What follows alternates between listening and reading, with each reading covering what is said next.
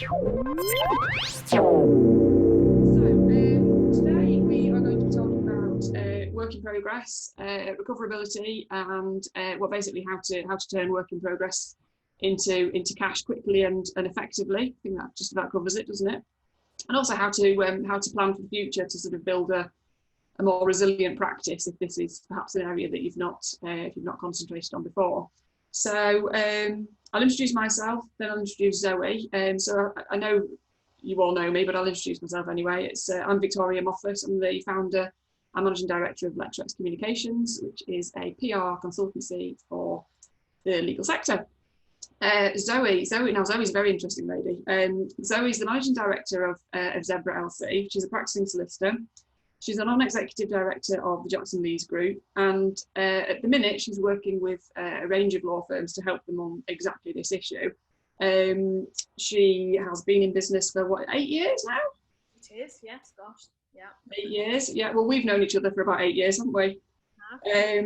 And yeah, so Zoe's trusted by the majority of the banks. And you've heard of the bank, then they're probably a fan of Zoe's. The major funders in the market and the PE houses.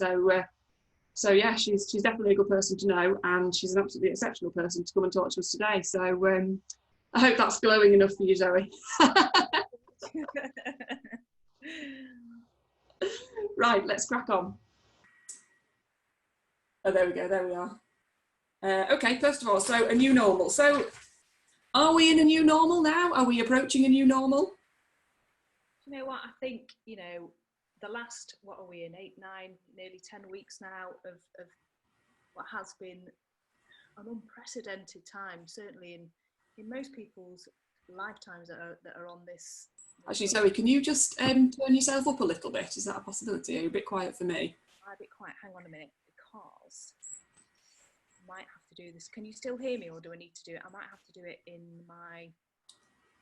It might just be because my fur's whirring around, unfortunately, but I can't hear you as well as I could. Right, just bear with me and I will check. I'm on full belt here. Can other people hear Zoe okay? Because if they can, Can you let me know? Because if not, I might... Yeah, somebody send me a Q&A or a message if they can, please. It's whether... Hang on, let me go into sound. It's whether on my actual... Does that make a difference? Yes, that's much better. Output. Yeah. It should be, absolutely. Is that fine? Is that a bit better now? That's much better. Yeah, Sarah says that's better. Yeah, perfect. Well, thank you. That's my Mac for me. Right, okay, so, as I was saying, this is an absolutely unprecedented time. And I do think certainly for every client of mine and every law firm owner that I've spoken to, this is really changing how they're going to deal with things moving forward, particularly in relation, as we are in this period still, and I suspect we've got still a way to go, particularly around how we're going to think about cash and driving money into the business. Outside of that, if we just think of some of the basics around the environment that probably most law firms are working in at the moment, every firm I've spoken to has got staff on furlough. So that is having an impact. Our working environment is different.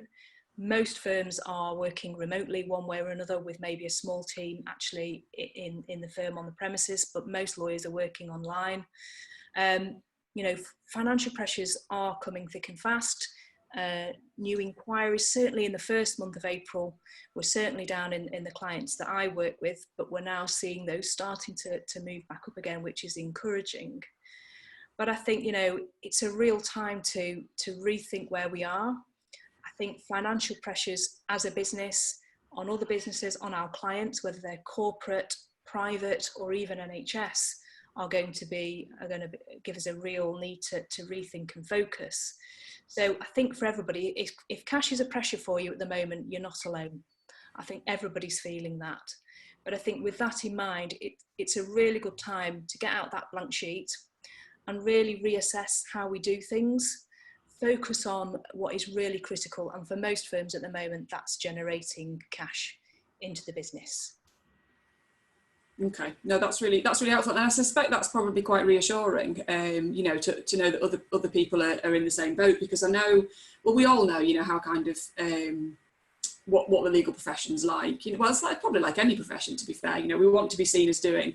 We want to be, you know, we want people to think how successful we are. We don't necessarily want to share that, you know, we might be having financial pressures or challenges, or, you know, a reduction in new instructions, or, you know, our recoverability dropping. You know, we just don't want to know. But actually, if somebody out there who, you know, is dealing with lots of firms, and some really successful firms as well, then, you know, I think that's probably not a nice thing for anybody to hear, but perhaps a reassuring thing for people to hear, that, you know, you are not in this alone. This is not just a small sector of the market, is it, that's affected? No, absolutely. And I think that's what makes it unprecedented. It's impacted on every single person, personally, professionally, and in business or their job. Yeah. So, you know, we are in that way, we are all in it together, because we're all experiencing difficulty one way or another. And even if it's down to productivity, you know, Vic and I talked about this earlier, working from home, it's great in many respects, and I've worked remotely for a long time, but it's the other pressures. You know, many people are working at home with kids, which is hard to manage. You're trying to homeschool. You know, I've got elderly parents on both sides, so there's all that to factor in terms of checking in with them every day. It's really hard at the moment, but hey, you know, we're all trying and doing our best. So, you know, I think for law firms, yeah, this is a difficult time. So, you know, if we start to move on and think about where are we now and what's it going to look like next, then I think that's worth chatting about. So yeah, so take heart, I think. Okay, should we move on to the next slide? Oops. Okay, so now next in the future, let's talk to us about that. Yeah, so, you know, as I was saying, law firms are under real pressure, and maybe thinking about next in the future might be a little bit too difficult to think about as where we are today. And it's the now that for many firms, and certainly many firms that I'm having experience with, the absolute focus is around the reality of cash, whether that's a week-to-week financial pressure, and for some firms that is a week-to-week financial pressure, or whether it's month-to-month. So, you know, cash is really very much at their, you know, it will be conversations from day to day and week to week. So they are really under enormous pressure.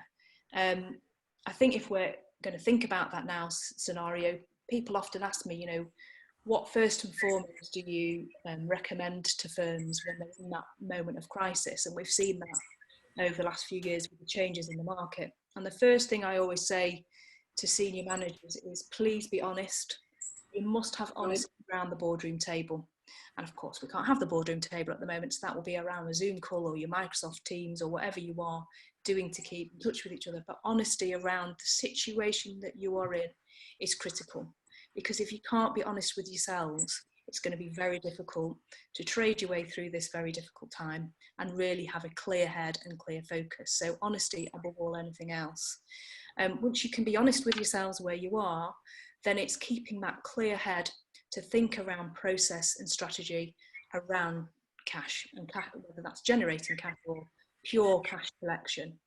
So many firms, it's a start of looking at, you know, where are we going to go to right now to generate cash through the door. Some firms are really thinking about that in detail. They're, you know, maybe the next and the future part of thinking ahead is on the back burner for now, and they're having the dialogue around where the money is coming from.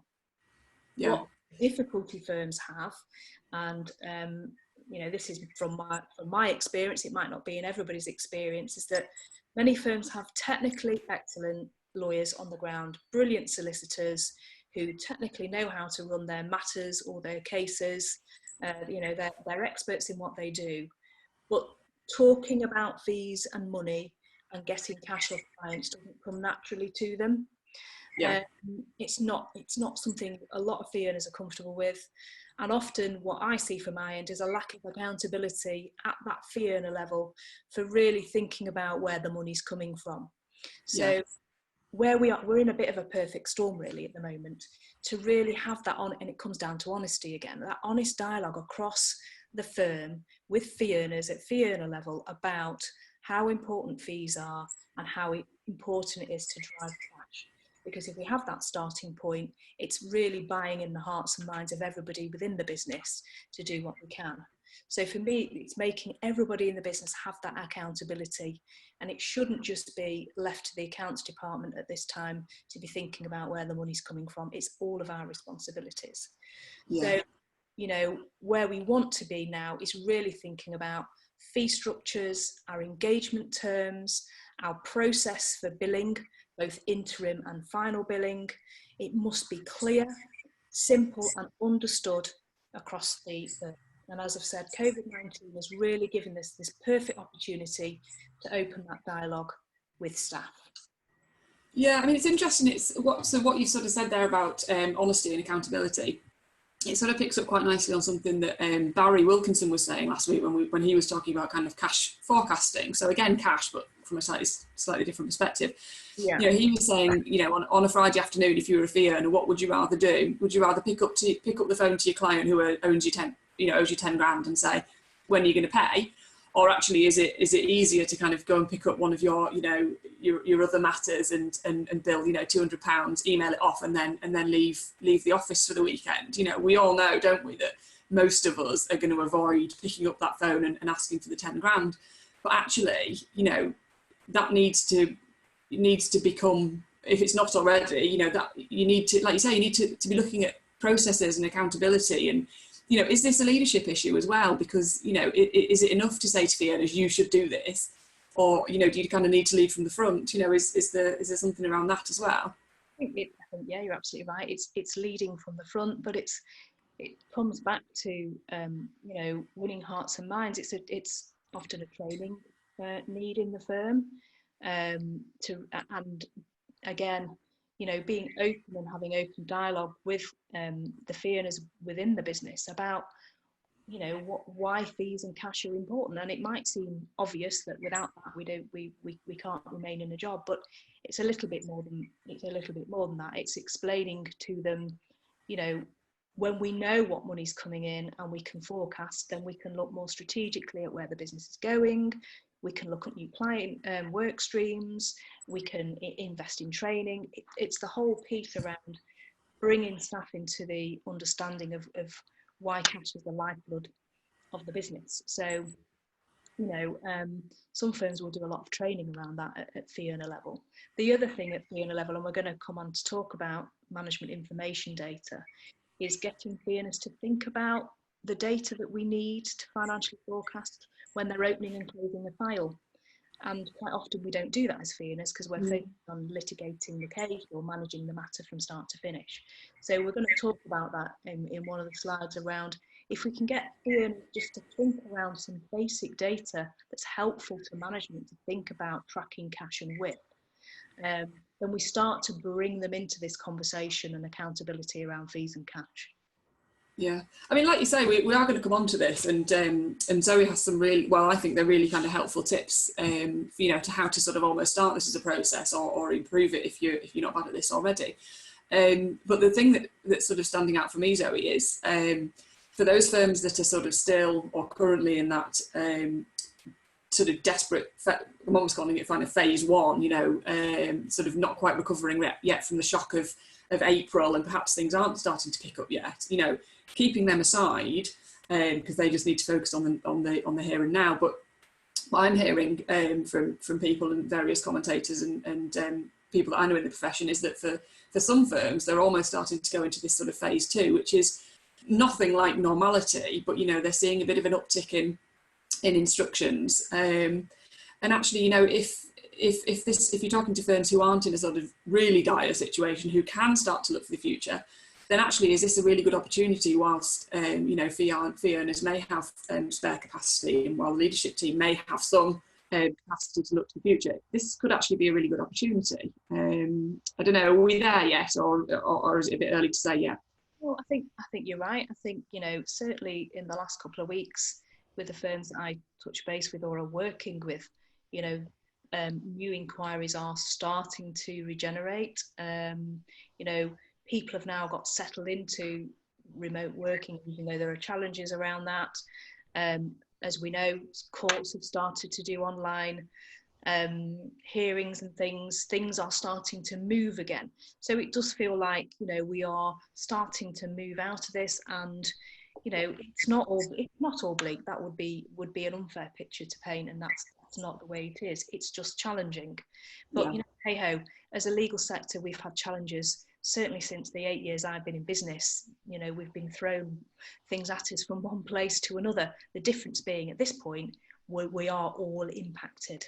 Yeah. Personally, professionally, and within our business. And I think that gives us the ideal time to share experience and knowledge, which lawyers are quite poor at doing across firms. Why not? Let's share and talk about what we're doing to help ourselves. And also, as I said before, that to have some of that honest dialogue, it's a perfect storm really to be able to move out with this, thinking maybe in a slightly different way, but being positive about it. Yeah, okay. Let's move on. So, know your cash hotspots. Time to get your pens and paper out if you've got a particular interest in this. You know, most obviously people do know what they do, what they sell, and who their clients are. But when cash starts to get tight, this is about knowing your business at a granular level, knowing the nuts and bolts in a way that maybe you've not looked at before, or maybe you have done it before, but it's been some time since you've had a real concentrated focus on, you know, where the cash is, who are your clients, what's generating money, and where are the bills going to be paid. So if there is short-term cash flow pressure, it's about understanding which products and services can generate cash quickly and what's needed to achieve this. So if it's contingent work, i.e. litigation, it could be PI, clin-neg, commercial, whatever, but litigation work where there is WIP in lockup. Excuse me, my screen's just gone a bit haywire.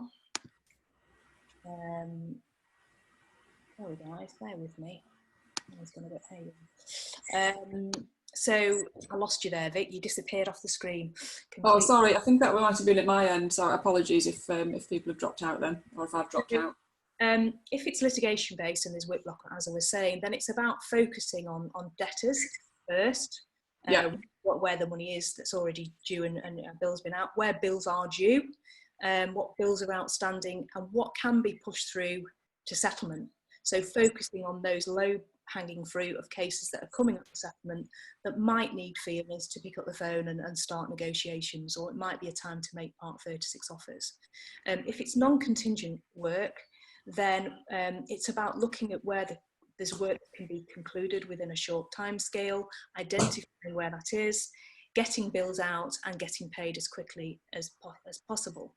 And in both areas, whether it's contingent or non-contingent, then it's looking at where any interim bills can be raised, because quite often they get forgotten in the medley of working and the busy, you know, whether it's busy litigation or you know, dealing with private client work, we sometimes forget when things are ready for an interim bill. Some firms will have that automated in the case management system, other firms don't. So it's having a real focus where they can be. So I think if we were going to talk about quick wins at a practical level, you know, before we start doing the absolute chase of cash, where is that low hanging fruit? I think that's about assimilating information quickly around where that low hanging fruit is, and this will need, on the whole, it does need some fee earner input. So some firms, they will have case level MI data that is quite, you know, it's quite well driven, and they will be able to export from their matter management or case management, whether it's Proclaim or another type of matter management system. They'll export data out of that into something like Power BI or a cloud-based platform and be able to track on a daily, weekly and monthly basis where those low-hanging fruits are. So what's due for interim, what's due for payment now, where are my debtors, what's coming up for settlement. That's not available to everybody, and so, you know, in those firms that don't have the benefit of that type of scenario, then it will need to be able to gather that information at fee earner level and department level, and it may be a case it's really a manual fee earner exercise where they have to, on each of their matters or caseloads, look at each one and identify what's outstanding, is there an interim bill that can be paid, are we nearly close for settlement, if so how can I drive this forward, you know, and identify where those are. You know, unfortunately, you know, in the role that I do, there are lots of firms that just can't get that visibility quickly. So Right. the learning curve out of this, coming out of COVID, is for those that can't, we need to be able to do that going forward in the future. So if nothing else, come out of this thinking around how can I get more accessible data to identify where cash is coming from and how I'm going to unlock WIP. And we're going to talk a little bit around what that might look like. Yeah, no, well, we're going to come on to data, aren't we, in a minute? But just on that point, you know, for firms that, that perhaps don't have access to that information sort of quickly and easily, you know, are there any sort of really quick and dirty methods that they can use, you know, to do that? Or is this actually, does this actually require something much longer term in terms of investment of time and money? Or yeah, I mean, I think, you know, if there isn't the money to invest in a WYSI system, there is a simple way of getting data out at matter management level, but it does need fee earner entry into that, and it needs fee earners to be willing to be part of that. yeah, So, you know, as I said, if you haven't got that system now, then just identifying what data you need on cases is a good starting point, and then we can take it from there. But going forward, and again, we're going to talk about this when we look at one of the data slides, but even just having a simple screen on each matter or within Proclaim or whatever your case management system is, that just brings some key data together at fee level, can make it really easy just to export into Excel and then look at it from there. Without that, it's going to be a manual list. Not every fee earner or lawyer is happy with Excel, and I meet loads of lawyers who hate Excel. If they can't use Excel, then we're going to go into a Word document and a table. It's not ideal, but if needs must, then that's where it has to be. Yeah, and actually, I've heard it said a few times that with the likes of Proclaim and the other case management systems, sometimes, you know, we're using as firms, you know, a tiny percentage of the functionality that's available there.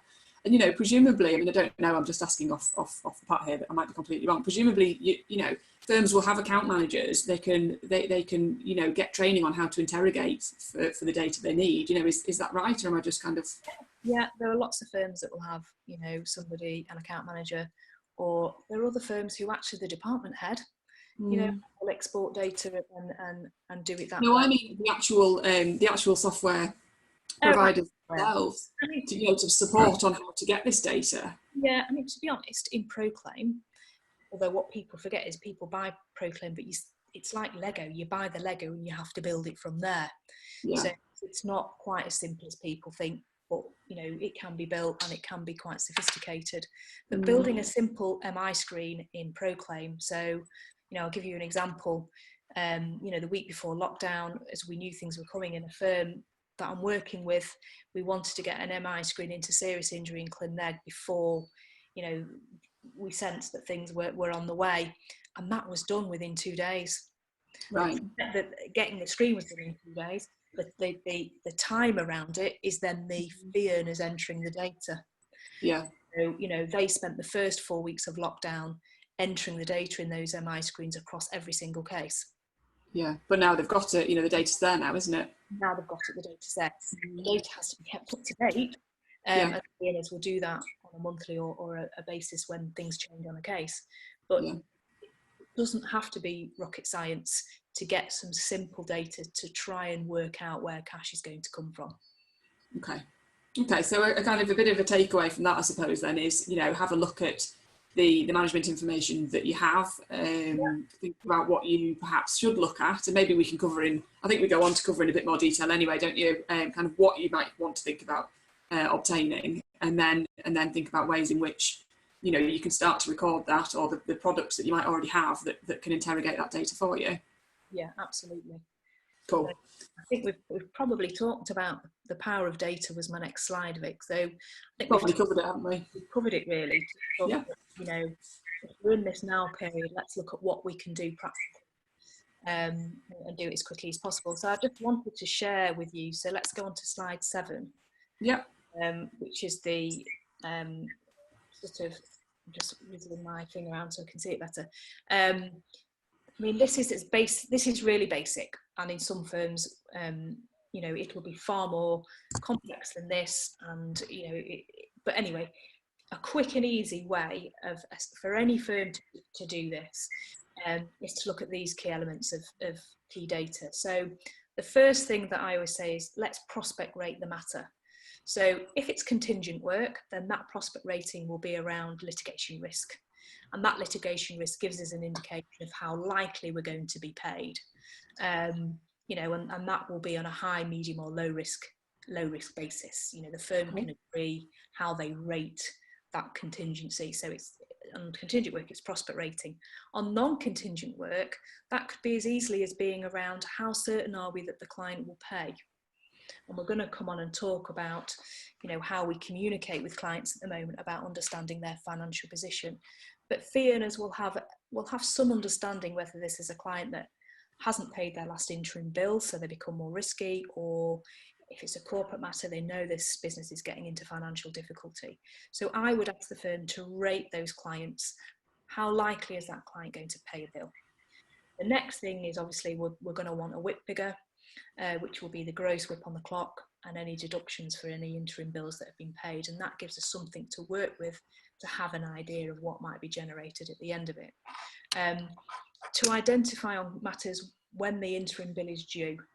And again, that will be relevant in both contingent and non-contingent work. If it's in a matter like proclaim, that data field can be, you know, triggered so that once an interim bill due, you know, within the system, it will trigger automatically to accounts to then generate the bill. There are all sorts of whizzy things that can be done behind the scenes, but if we're as basic as getting a piece of paper, a Word document or Excel for every fee earner to complete, this is basic information. The next would be the estimated resolution date. So in a contingent matter, that's going to be settlement of case. In a non-contingent, it's going to be the end of the matter concluded, so the work's been done. That's so that we can track, that firm can track quickly, when are we likely to bill? Is it going to be next week? Is it going to be this month? Is it going to be in 6 months' time? At the moment, for those firms that are in week-to-week financial pressure, that might be a week, it might be a day in a week, you know, I don't know, but it's estimating when the bill's likely to go out.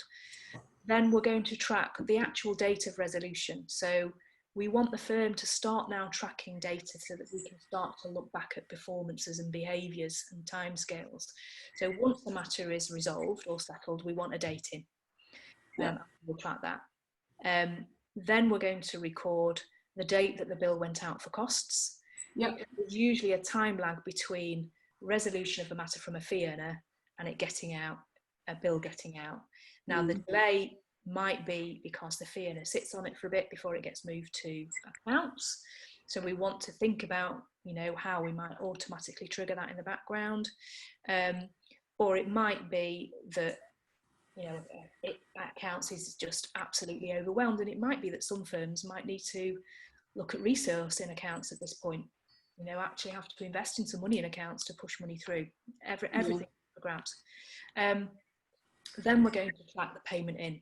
So we're going to track when did that money actually come in and start to look at timescales, because firms coming out of this period, and let's say in another month to 3 months' time, we want to understand some of the payment behaviours of our client base. And also fee earner behaviours and accounts behaviours behind it. So my advice would be, if you've got nothing else, at least start with something like this. Because I promise you it will help you get to where that money is, or money might be in terms of cash generation quickly. Well, this it's just occurred to me, it's a really obvious thing to say, but I'm going to say it anyway. You know, if you were to have something like this combined with the cash forecasting that Barry was talking about, then actually these two things will interact really nicely together, won't they? So that, you know, your cash forecasts potentially become more accurate. As you're getting paid, obviously you can be updating your cash forecast. So it's going to give you a much clearer picture of actually where you actually physically are at any particular date. Which I know is a really obvious thing to say, but I think it's an important thing to say, because it's that data, isn't it, that MI, which enables you to kind of accurately predict where you are now, say where you are now, predict what's going to happen in the future, and obviously plan, because planning is going to be so key, isn't it, to coming out of this? Absolutely. And, you know, planning in the future and some learning curves out of this. You know, once we start this process, you are already starting to change some behaviours and bringing hearts and minds into understanding why we need to focus on fees and cash generation. And interesting, love, Barry and I have worked, and I smile because we have worked together on a number of law firms where Barry's done his bit and I've done my bit. Yeah. The two go together in harmony. So, you know, but as I said, it doesn't. It's a perfect fit. Doesn't it? But it doesn't need to be right. It doesn't need to be rocket science for many firms. You know, just some simple matter entry data can be really, really helpful. Yeah. Really helpful. Yeah. Well, no, I think that's just shown here by, you know, they're what, 6, 7, can't count, 7, you know, 7 metrics. Which, yes, you know, it's going to take a bit of time, isn't it, to input that data, but if that becomes something that you do every month or every week or however much you want to do it, then actually you're starting to get yourself a really nice data set there to be able to look back and then plan going forward. And one question I asked before, which I still think is relevant, is, sorry, when I say before, I mean in our practice session, revolves around the quality of data. You know, your data's only as good as the input, isn't it? Is it worth just mentioning and talking about that perhaps? Yeah, I mean, you know, it does require some training at fee earner level around this. Keep saying hearts and minds, and I'm conscious I've said it a few times, but it is important that fee earners understand why the data is being collected and how they need to do it, because ultimately, you know, rubbish data in, rubbish data out, and it becomes very difficult then to predict cash and look at forecasting. It's like a sausage machine, isn't it? If you don't put the right sausage meat in, it's very difficult to get the lovely sausages out of it. So, you know, where firms have got more sophisticated at MI data entry at case level, they will actually audit around quality of data. So they will, you know, in 3 months' time or once a quarter, they will randomly audit fee earners' files to check for accuracy. Yeah. And there'll be lots of firms that are a long way off that, but there are firms that do that because, you know, without that accuracy, the data becomes meaningless. And also data gaps. So it's not just about inaccuracy, it's about where people don't put any data at all. So again, firms will identify where there are data gaps when they do monthly reporting, and fee earners will be chased to put the data in. So, you know, data is my world and has been for 8 years. So, you know, I talk a lot about you know, the beauty of data and how it can turn what looks like a black hole into a beautiful jigsaw, because you can actually see all the pieces coming together. Yeah.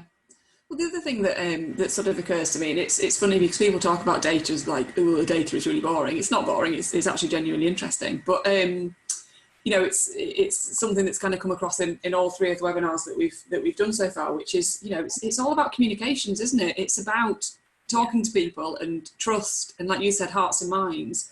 And, you know, when you've got that sort of, it's almost like a bit of a perfect combination of data here and that sort of that real kind of internal engagement across your teams. You know, I think if you have that, then you're doing something right, aren't you? It's when you've got, you know, like you say, these data gaps or this, you know, if people don't want to be telling you things or trying to protect their own little fiefdoms, you know, that I think I imagine that's quite problematic, you know, in terms of getting what you actually need in order to, you know, get this data and process it in a way that's actually helpful. Is that correct, do you think? Yeah, I think a large part of it isn't necessarily because, you know, fee earners are being awkward. It's not necessarily around that. It's just that they are so focused, quite rightly, particularly litigators, if they're focused on their claimants who are vulnerable and they want to get the right settlement in terms of quantum, you know, their focus is very much driven around that. That's what makes lawyers, because we want to do a good job and we want to get the quality. It's just more around them understanding how the business works, you know, and that understanding fees and financial forecasting enables the business to keep afloat and keep moving on. And as you said earlier, it's about leadership and it's about training. And this is where, for me, although COVID-19 has been both personally and professionally a really difficult time, it's a perfect storm to have these types of conversations, Yeah. because everybody will be feeling the pressure. And I think anything is up for grabs in terms of, let's just have a chat about it. Let's just think about this. And, you know, I know, you talked about me as a Ned at Jackson Lee's group. What was so heartwarming about them, and I'm sure many firms will have been in the same scenario when they've had to furlough staff, as have lots of other firms. But everybody that was furloughed was so understanding. There was no backlash. It was handled in a lovely way, and everybody understood the reasons why that needed to be so, because everybody understood the situation that we were going into lockdown. And I think that remains at the moment. People are open-hearted and open-minded at the moment. Yeah. It's a good opportunity. Yeah, I think that's right. Within the firms that are coming at this from a kind of human approach, you know, the firms that we know have you know, absolutely smashed it out of the park in terms of how they've treated the people. But I suspect that's probably not the case for every firm. No. But that's probably inside. That's for another day. That's for another day. But, you know, there are learning curves out of this, and firms will have learned a lot out of this. They will. From basic as we'll never be able to work remotely to, well, actually, we have and we can. Yeah. There's all those sorts of things that happened within such a focused period of time we've had, haven't we? And it's been a very short, sharp shock. So, you know, I think there's a lot of positives to come out of this period, personally. We're going to see some not so nice stuff. There will be firms that go under. There's no doubt about that. And that's, we don't want to see that, but that's the reality of the situation. But I do think there is an awful lot of positives to come out of this as well. Yeah. Okay. Should we move on to knowing your clients? Your clients, yeah. Yeah. So, I just wanted to talk through, you know, when we're so focused around cash and getting the money in, particularly in this now period, as I started out talking about the now, the next, and the future, we're in this now. It's a really good idea to know your clients. And I mean this when we're talking about cash in terms of their payment behaviours, because this helps us focus where to concentrate, and also helps us to think about strategy around dealing how to get paid. Personally, I usually work on a bronze, silver and gold of how likely or how well they are going to pay. It doesn't really matter. The terminology is irrelevant. It might be high, medium, low risk. You might rate them in whatever way you want to. It's really just thinking about exposure to risk around non-payment and also timeliness of when those payments are going to be made. So, for example, in corporate or private client, it's thinking about your clients and where they are coming out of this stage of lockdown. You know, are they struggling financially? Are they likely to be a more riskier client in terms of paying your bills? And if so, how are they going to pay? The same with private individuals. It's important to be thinking about, you know, how they've been paying in previous bills, but what is it going to look like now we're in this, you know, people have been having so much financial pressure personally and professionally. So I work on the sort of bronze, silver and gold process. I know that, you know, we talked briefly, Vic, didn't we, around how that might look. So for me, it's about deciding a really simple matrix, which will categorise, it could be categorising certain clients or work types on a risk basis. So bronze would be my highest risk and my gold would be my lowest risk areas or clients. And it's really risk rating those clients around the cash risk and the timescales is what I've talked about before, around certainty of payment. So for example, if we were thinking about an area like ClinNeg, we know that there is certainty around getting paid for certain cases through the NHSLA, or if it's insured through the, you know, the MDU, etc. So the certainty is good, but we might see, or we may already be seeing, that payments are being delayed, that even agreed bills are being delayed in terms of payment.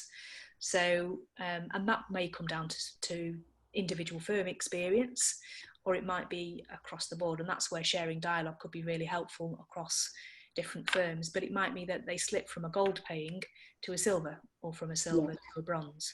So it's understanding the nuances of what might be changing those payment behaviours.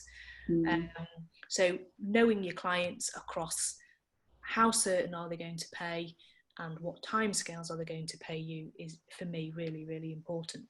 And I think that really probably takes us into talking about communication. Yeah, I was just going to say, does that take us on quite nicely? I think it does, doesn't it? Yeah. So what do you mean? What do you mean here? Because for me, knowing any client in that, particularly around, you know, financial certainty, is about communication, and there's no way around that. You know, and how we deal with billings and payments is going to need probably some rethinking, and how we interact with clients may look differently, and the messages may be different to what we were doing pre-COVID-19. And I really think it's a perfect opportunity, if we can, to have honest dialogue with clients. Why not? Particularly corporate clients or private clients. You know, we're in this very difficult period that everybody is experiencing. What's to say that we can't pick up the phone and say to our client, look, you know, we've got this ongoing matter. How are you getting on? You know, it's impacting everybody financially. How are you going to be when we come to submit a bill in 4 weeks' time? How can we work with you? And you know, that's something that will need you know, management discussion at the boardroom table, or the management team will need to decide how those conversations take place. Who's going to have those conversations? What are they going to look like, and when are they going to take place? And that might mean that there's a whole discussion around, do we think about monthly instalments? Do we think about, you know, shortening little interim bills, shortening the process so the client knows where they are? You know, are we going to look, if we start to come out of the now and we're looking into the next period, which is what we started to talk about, it might be rethinking how we actually price. It may well be thinking, you know, do we have to start looking at fixed fees in areas that we wouldn't have done before, non-contingent areas? Do we need to be better at how we scope what we do? Do we give the clients an opportunity to pay their bill over 3 to 6 months? And these are all things that personally I've done within my own business, Zebra. So, you know, we have looked very carefully at fixed pricing. Scoping has been, you know, really, really important. And I know we're going to talk about that in the next slide, but communication with the client and that open dialogue for me is critical. Yeah. I'm slightly conscious of time, just in case anybody has any questions. In fact, if anybody does have any questions, feel free to type them, and we'll come to them shortly.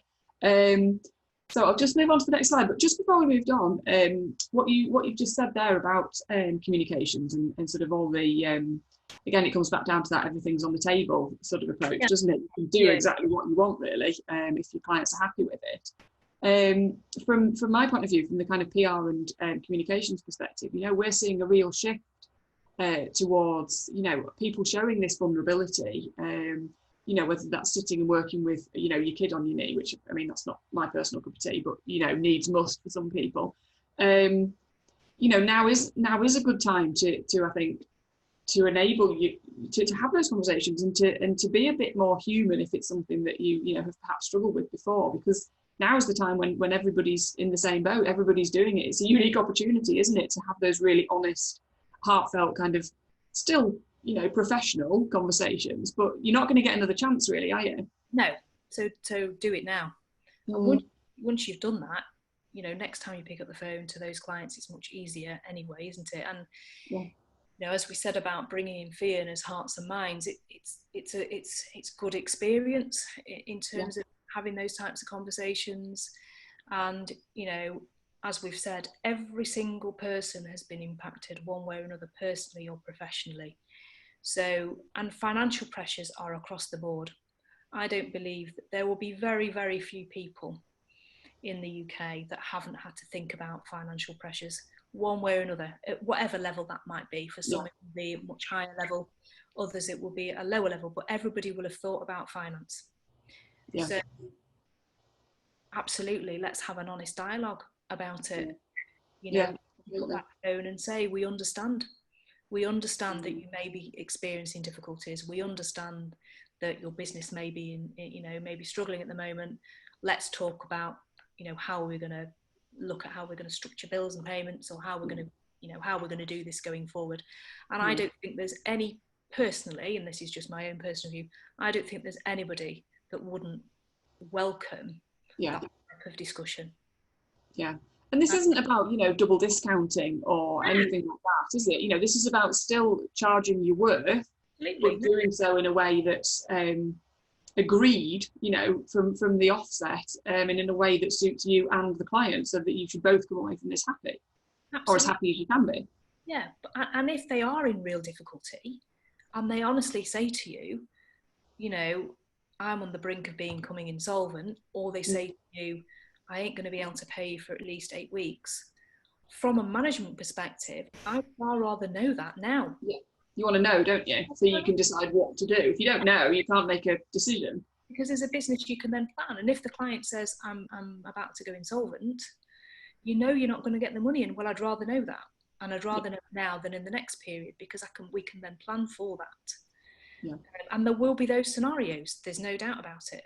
Businesses who are going to go out of business that may be your clients, or private individuals, or there will be loads of circumstances. So it's about, coming back to what I said before, it's about knowing your clients, the risk that they present to you in terms of payment, and nobody can think badly about that's just good business sense. Yeah, it's just sensible, isn't it? Okay.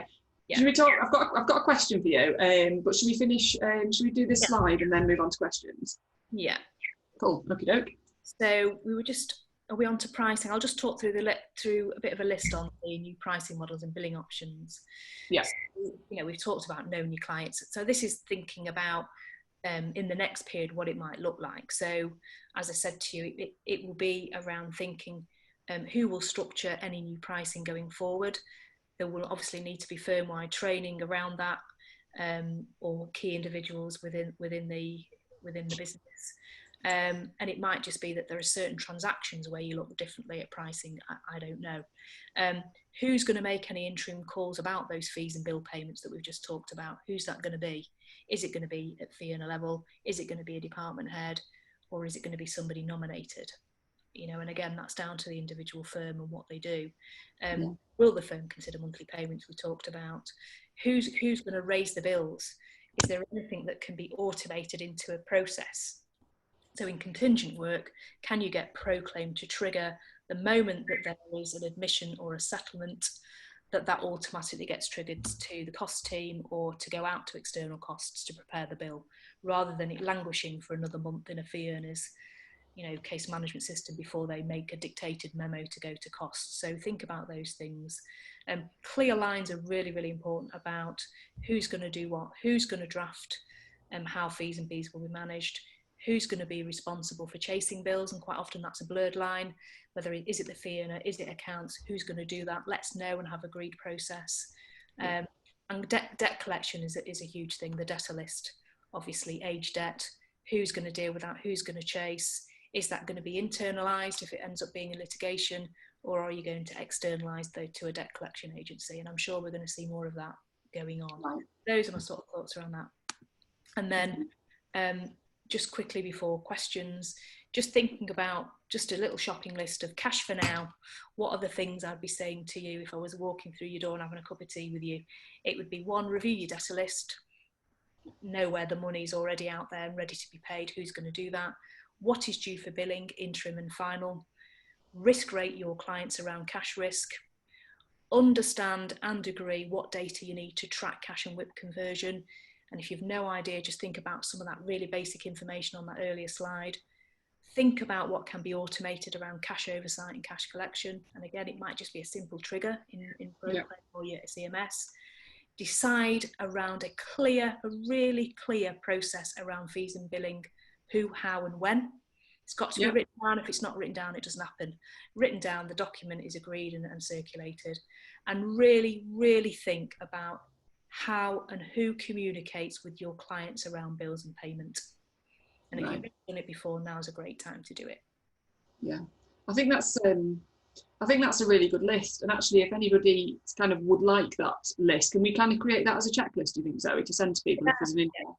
If you'd like that, then just drop me a quick message, or in the Q&A, or in the message chat, if that's of interest to people. Because if it's not of interest, we won't do it. But if people would like that, then let me know in the session. I mean, what we said in previous sort of seminars, previous webinars, Zoe, is if people do have kind of specific questions that they maybe didn't want to ask in front of other people, or if they just kind of want to have a bit of a chat, are you sort of open to a bit of a quick chat or anything like that? Would people get in touch with you?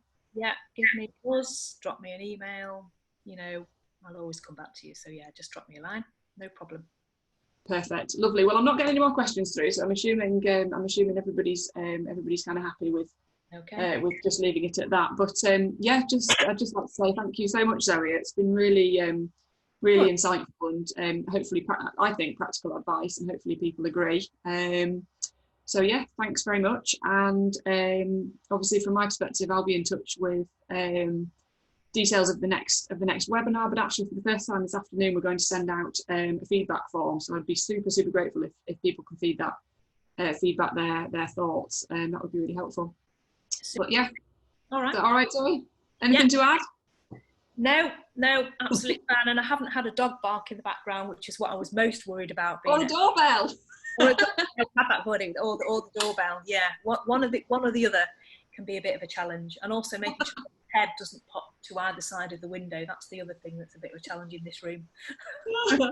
It's awful. My office points out onto the drive, so there's always that slight 50-50 risk that the parcel man might come round. I'll be like, thank you. Well, very, very, very fortunate that the postman arrived at 11, because as you know, I've got this charity up and running, so we get daily deliveries, and it's usually quite a big delivery. So I was very grateful he turned up at half. Actually, feel free to quickly plug Silk Elephant if you like. Got no issues with that.